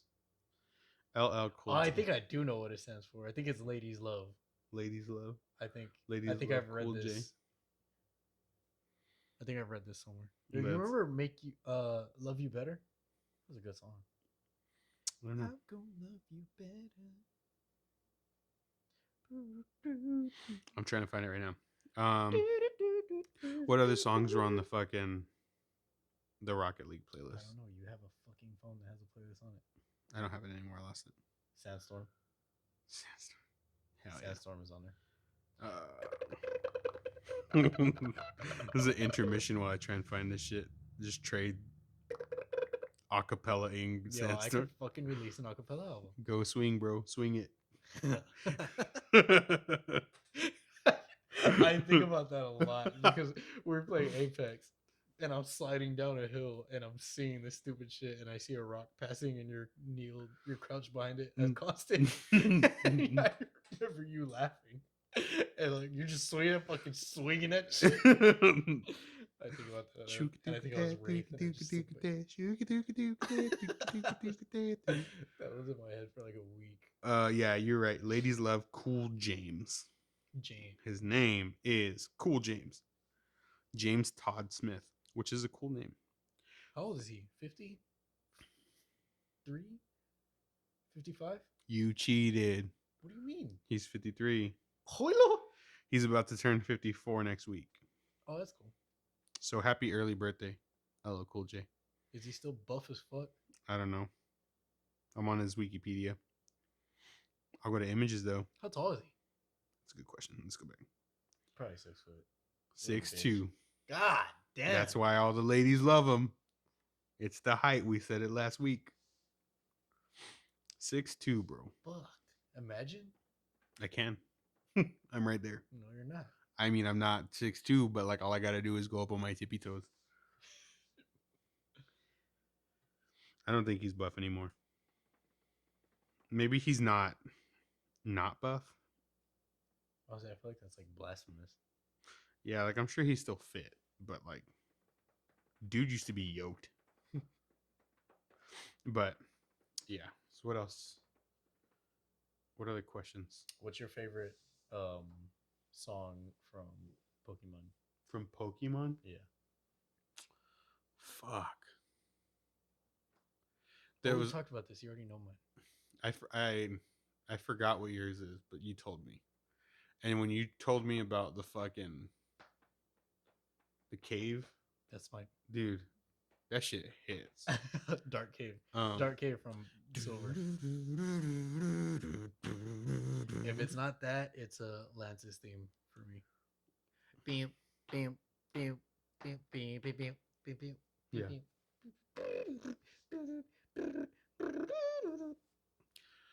There's also, I don't know if it's in the Unknown Caves Or Gary's theme from Yellow, or is it one of the gyms. the champion theme, whatever. But go on. Sorry. No, you're okay. The meow meow meow yeah, meow meow that's meow the meow. Runs of Alf. Yeah, Why do you like that? It's the same thing the whole time. I think because it's the first like 2 bars no, I mean yes, but from the cave, but over and over again and slower. because I spent a lot of time fucking with those puzzles in them. They're so easy. No, I mean, but I would just go in there and I would just fuck around in there, Oh. and that fucking shit is going. And also, if you went to a certain radio station, Yeah. we didn't do that. I don't remember how it goes, but that just reminded me of that other bass line. Remember there was that bass line in that song, and it was like that. The game corner? No, Or which one? no, it was like a gent thing, and the bass like. I don't know. Oh, you're talking about a Circle of Contempt. Yeah, Is it the same thing? it was the same thing. Fuck, what song is that? I don't remember. It's not 0 Hour. Starts with an A. I want to find this out. Go to Circle of Contempt. Probably Contempt. Circle of Content is those fucking lobsters dying. Like, they're just like, yeah. I can't get over that shit. There's a lot of fucking animals in the ocean that can just live forever. Maybe Yeah. not a lot. Like starfish, I think have Bro, animals have light bulbs down there. Like bioluminescence. That shit's sick. 2 weeks in a sub or 2 weeks in a space shuttle in space? Like which would I rather do? Yes. Circle of Contempt. I'm going to space. Fuck underwater. Fuck no, bro. Why? That's scary. Space is scary. But you could float, Yeah, but and if you have light. not, I Oh, mean, I guess you could have light in a sub. yeah, but- it's all. But imagine like you're down there and you just hear like a. Imagine being in Watch it, bro. space. I'd be fucking. I would panic. And you hear what? Just like a What? Like if like a bolt came loose or something. I mean, it's the same thing in space. nah. And in space, I mean, you probably die a lot faster in space. Yeah. So, because we're talking about that, like, how I'm drowning. like anxious right Were we now. talking about that? Ooh. I can't remember who I was talking about that with. Like, drowning is like the worst way to die. Have you ever like inhaled water? Yes. Bro, it fucking hurts. Yeah. I felt it right now. But I think I was talking to somebody at work. We were talking about like a plane. Oh yeah. We're talking about some Twilight episode from the new Twilight Zone that like they're trying. What's his name? Ben. Stiller. No. Wallace. Well, I don't even remember his name now. I can't. It's Adam from Parks and Rec. I can't remember his fucking. You fucked me all up. At any chance I had of remembering his name, Adam Scott, but Ben. I don't know. I remember some parts of it. Anyway, So my friend was telling me about this episode that he's listening to a podcast while he's flying on the plane, and it's like a mysteries podcast. And then as he's listening, the podcast is describing his plane going missing, and so like he's trying to prevent the plane from going missing. Anyway, I said, and then all of a sudden, boom, you fucking crash in the ocean, you're dead. And then we're talking about like I drowning. feel like I can't breathe. We're talking about drowning, and I said, because like let's say you survive the crash, they don't know that your plane crashes. Like there's nobody like gonna find you. You're still going to drown. Like, and you don't just fucking like. Do you give up or do you fucking try to? I mean, it doesn't matter. Like, okay, so I mean, obviously, if you try and you survive, yes. But if you fucking hustle and you find whatever food you can that's like on the plane that made it, whatever, and you make it fucking 3 weeks and you still die, maybe you die of starvation on a raft. But Yo, I'm anxious. So it's what is this called? Like a thalassophobia, I think is what it's called. what is it? It's like a What's it called? thalassophobia. The Lhasa? Okay. THA. I think it's THA lass Mm-hmm. lassophobia. Okay. And I guess it's like fear of deep water or something. And I think I have that because there's like a subreddit where it's like all pictures like that, and it's terrifying. Yeah. Like I used to get scared of. Oh, you ever play Super 64 Mario? I've played it as an adult though. Do you remember the level with the eel? That used to fucking scare me. No. Like there's like an eel that you have to get to come out of his like hole in the water, Mhm. and he has a star on his tail, and I hated that fucking level. What was the album? The Circle of Contempt album. That Artifacts of Motion. okay. It starts with it. Artifacts of Motion. A Day for Night. Oh, cool. No. It's either A Day for Night or The Pendulum Swing. Has a fucking Pendulum Swing. bass riff in it. But so you think you're scared of deep Yeah, bodies of water? It's creepy. I mean, it is. It's a lot. It's scary. But I mean, it's weeds. it is. I mean, I don't know. I'd go in a submarine. Fuck. I would give it a shot. Oh. I'm anxious. I mean, just thinking about that. the thing is, I feel like the risks are the same if you go to space or you go to a deep ocean dive. Like, you're either going to suffocate in space. I'm just saying, if the worst happens, you're either going to suffocate in space or you're going to drown underwater. And if you're But in, depending on like how deep you are, you're not even gonna drown. You're, like the pressure is just gonna kill you. that's what I was gonna say. You might not even feel that. It might just fucking squish your brains. Because they say in space that like if like let's say you were not in a suit, Yeah, but there's like there's a hole in the shuttle. You just fucking right? And then airtight that bitch. I mean, And then you probably get frostbite like right here, but like, well, I mean, it depends, right? But something happens if the whole side of your fucking ship blew open, right? They say that your body would go inside out. The pressure shift, the pressure shift would like pull your internal organs out of you. You would be dead. through your beehole. I mean, maybe through any fucking orifice, your mouth, your eyes. The pressure change would do the same thing there. Fuck. And because there's no oxygen out there, it pulls all of your oxygen out like forcefully.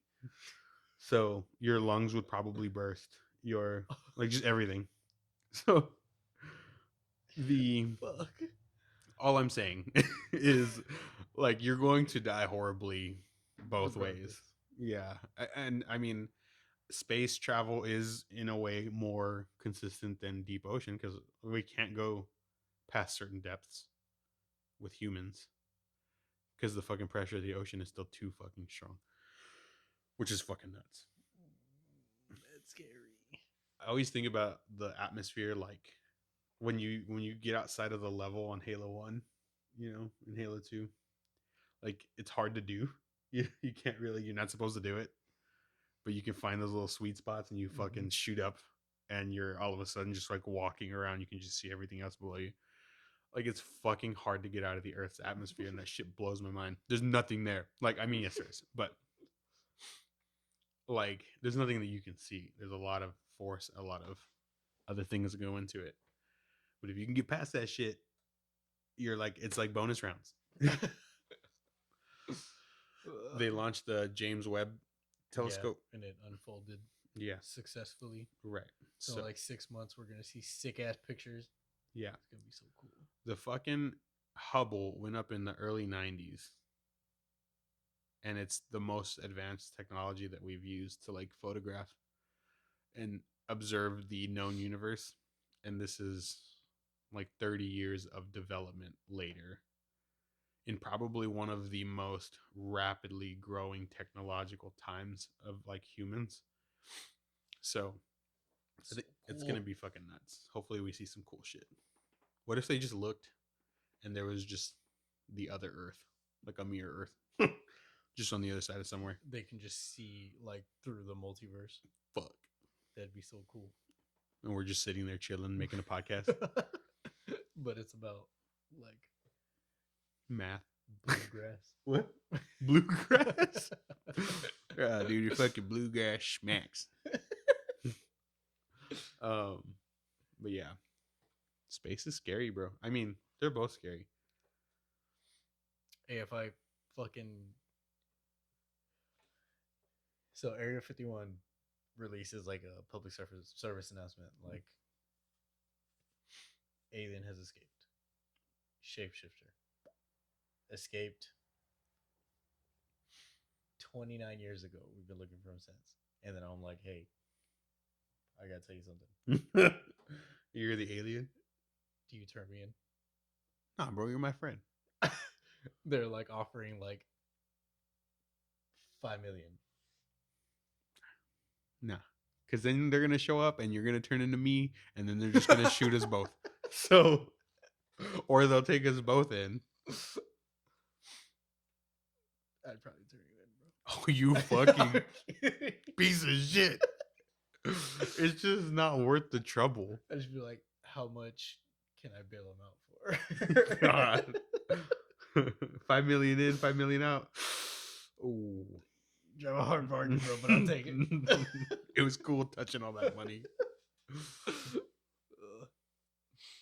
I was watching I found some channel on YouTube that's like Stop. the greatest like certain moments in sports history. Like Okay. there's one that's like this is one I was watching that I told you I want to watch. It's like the worst like self-inflicted moments in sports history, and it's like some of it is like dumbass plays. Some of it is like injuries. Yeah.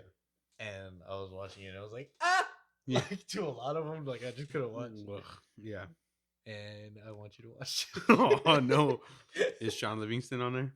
I didn't get that far. Paul George. I didn't get that far. God, I've never seen Paul George's injury because I heard that it was bad, and I had never had any desire to see that. It's pretty bad. Is it worse than Livingston's? It's pretty equal. Yeah. I guess the difference is that this fool fucking like goes into a wall. Yeah. Like, so there's so I guess I would say it's worse because you know that there's so much more torque. Yeah. On that. And On that. and an opposite force, right? Like Yeah. like Sean's leg, he just landed wrong and he fucking ostrich legged, right? So like, Kinda, yeah. ugh, it's bad. Like that was body weight and floor. This is body weight, floor, going into a 90 on the goalpost, the basketball Ugh, fucking thing. that's awful. I know. I know. Oh, what else was on there? Was Leon Lett on there for like worst? Like, I don't know. Like some of it wasn't even bad. I want to look up a turf toe compilation. why?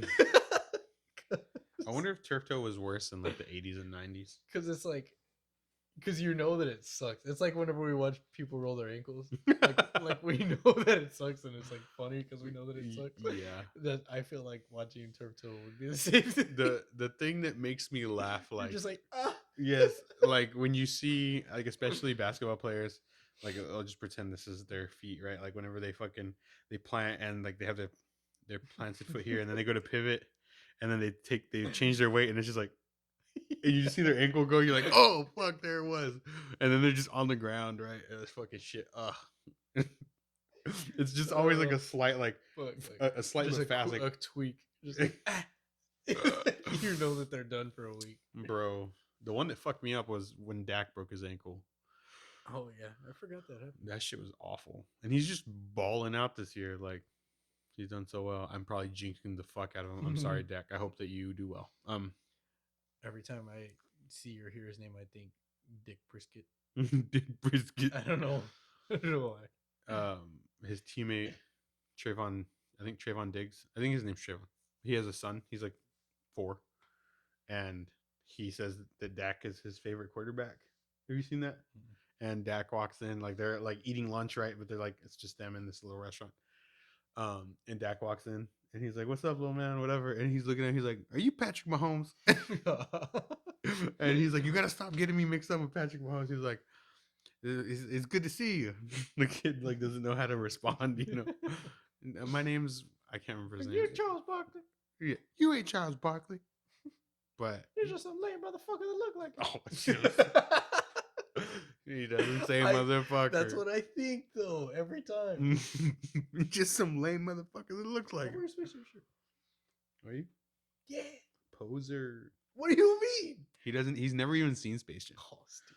He watches the highlights. Short. Short. You just had 3 pancakes.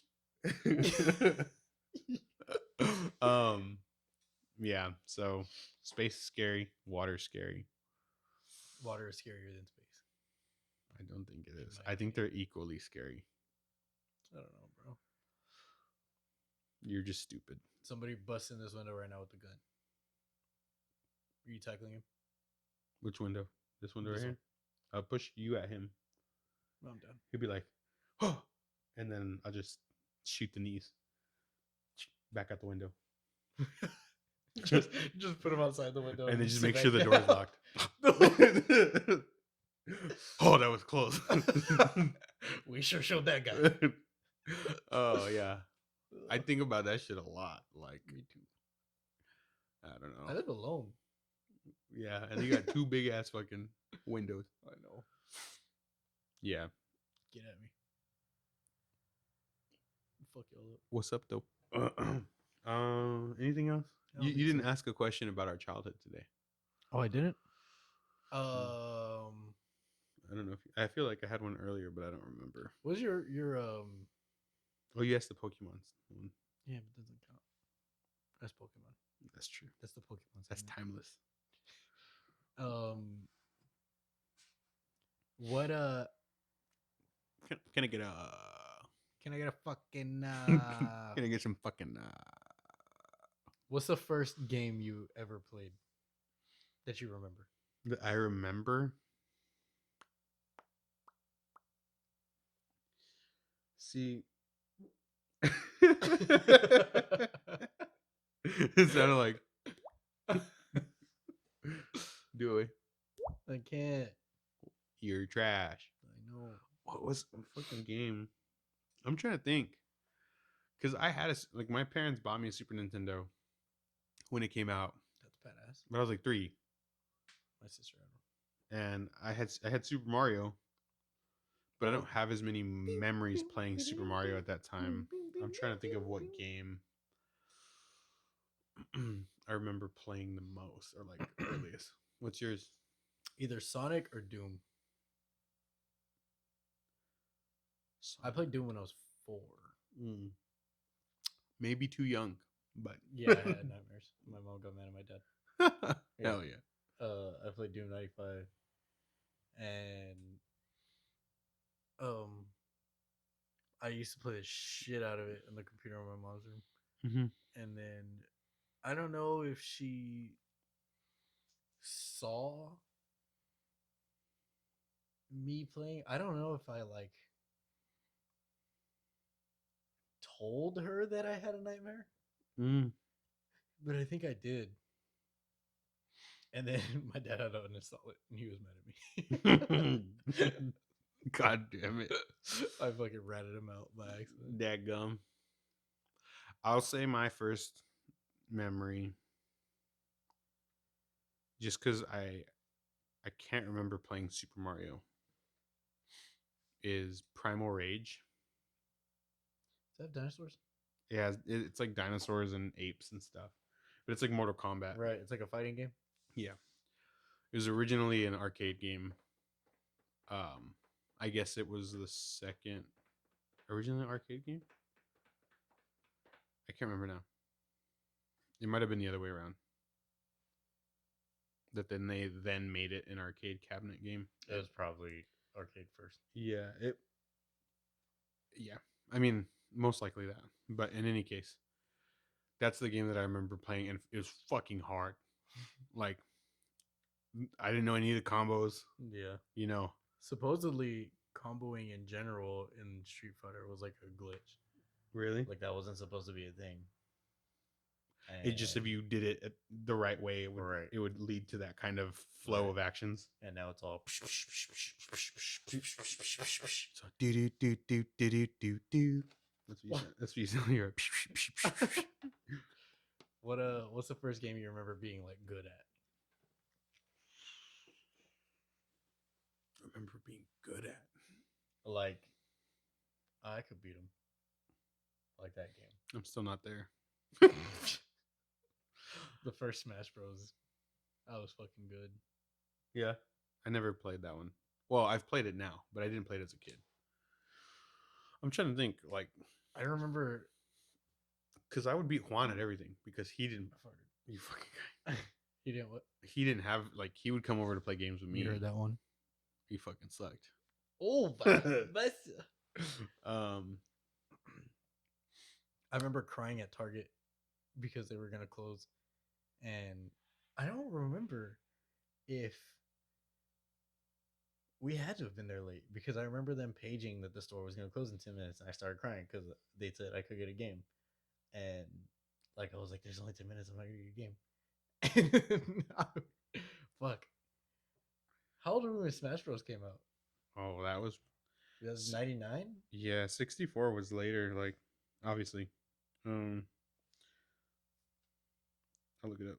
But anyway, And then some dude came and fucking unlocked it, and my mom got Smash Bros. And I was all happy. and you got your ass beat. No, I fucking whooped ass. No, I'm talking about by your mom Oh no, for crying in the store. no, because I wasn't like wailing. I was never that kid. You were just like, who, Yeah, who. Yeah. You fucking Yodi. I was sad crying. I wasn't like throwing a fucking tantrum. I thought of Butters when Butters is like yeah. the dog. He's just like.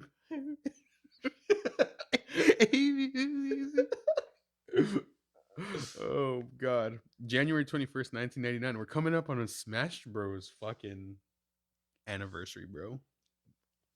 Fucking 3 years ago. What are you talking about? The 20th anniversary? Oh, I'm just saying like Oh. the birthday. We could do a Smash Bros. Music review. Call back.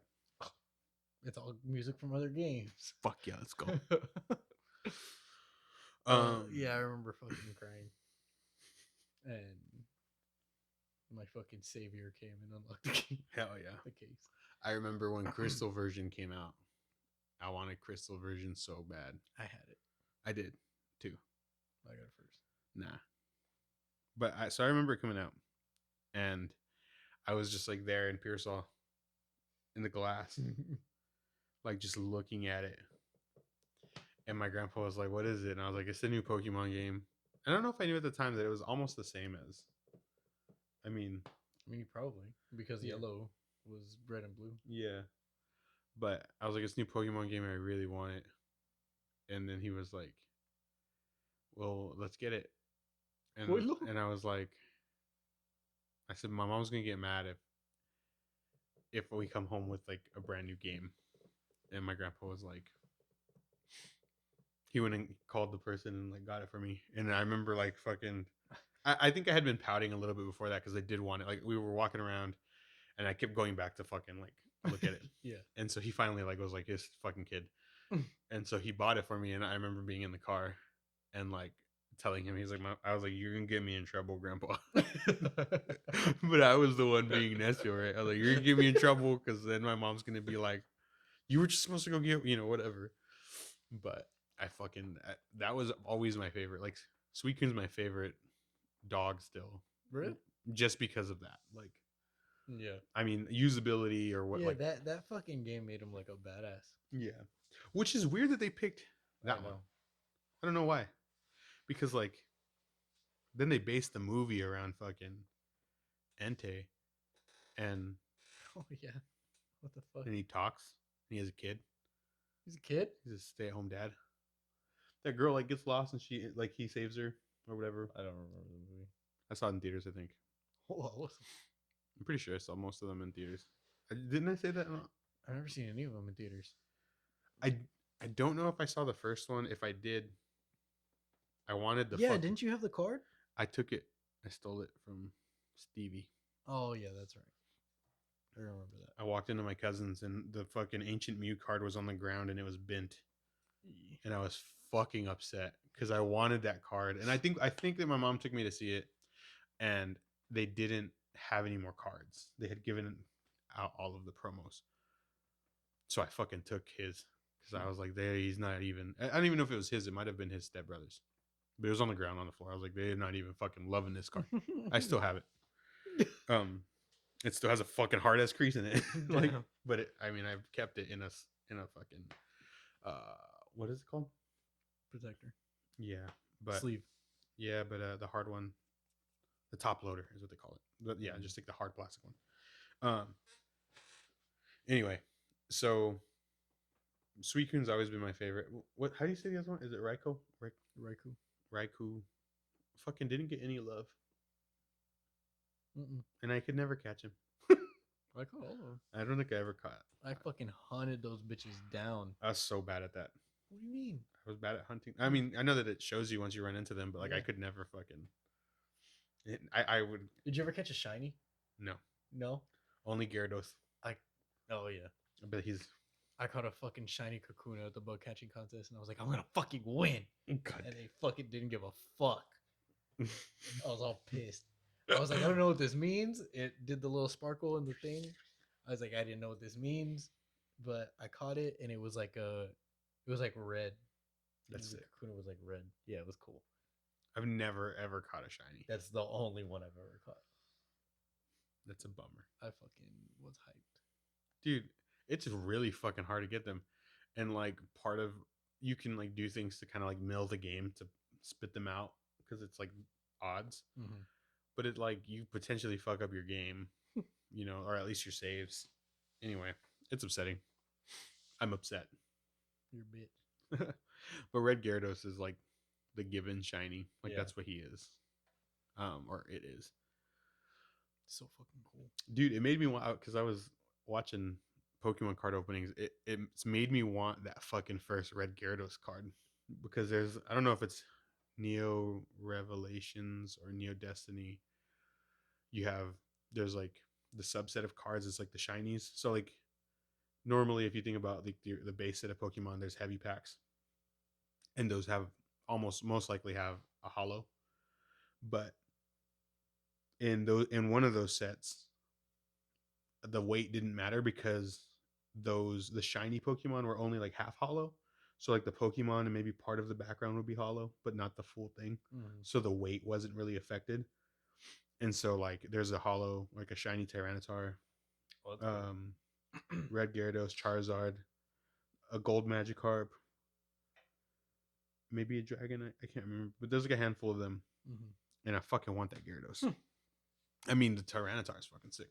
That was one of my first favorite Pokemon from the second gen, Tyranitar. But Fucking Typhlosion. Typhlosion's sick as fuck. Yeah, absolutely. But like, I remember when I first got a Tyranitar, I was hyped as fuck. And also, I think I used Feraligatr first, or Like Totodile. one of those fucking. One of those what, bro? One of those what? Fucking. You play Pokemon like a girl, bro. You can't say that. My sister always picked Totodile. You play Pokemon like a girl. You jerk. I mean, I think I played multiple times. So I remember having Chikorita. I remember having Never ever picked either one of them. no. No. I would. Always pick Cyndaquil. I would go through and do I would try each one, because dude, I think if you pick, I don't know if I'm wrong. Probably. So when you pick Cyndaquil, who does red pick, or Totodile. Silver. silver? Yeah. And so fire has the advantage over water, or no? I'm flipped. I forget, because then ice is a different one, and it fucks me up. Yes. What? Yes. Yes, you're flipped. Water is better? Yeah. It fucking water puts out fire. Yeah, I know, but I just make sure. Yeah. So, because if you pick Chikorita, they pick Cyndaquil, Right. and the game's like almost fucking impossible if Typhlosion is not on your team. I'm just saying, like obviously you can get other Pokemon, but like at the beginning, I remember having Chikorita, and Cyndaquil was just like, because you have like two Pokemon the first time you meet, whatever, you have like your base one and maybe one other one that you caught, and I could not fucking beat Cyndaquil because it was just because you're bad. That's mean. It's because you suck at Pokemon. I'm just saying, Cyndaquil fucking is a badass, and I get my ass beat. But Pokemon sick, bro. I fucking love that game. All right. Those games. I think we're probably fucking we're done. way over. I don't know. Probably like 2 something, because it's already 3. But what bit? you didn't even sign off. What do you mean? That's your thing. You sign on and off. We'll be back next week with more releases. Hopefully we got some cool shit coming out. This has been BoomBox BreakDown. We'll catch you guys later.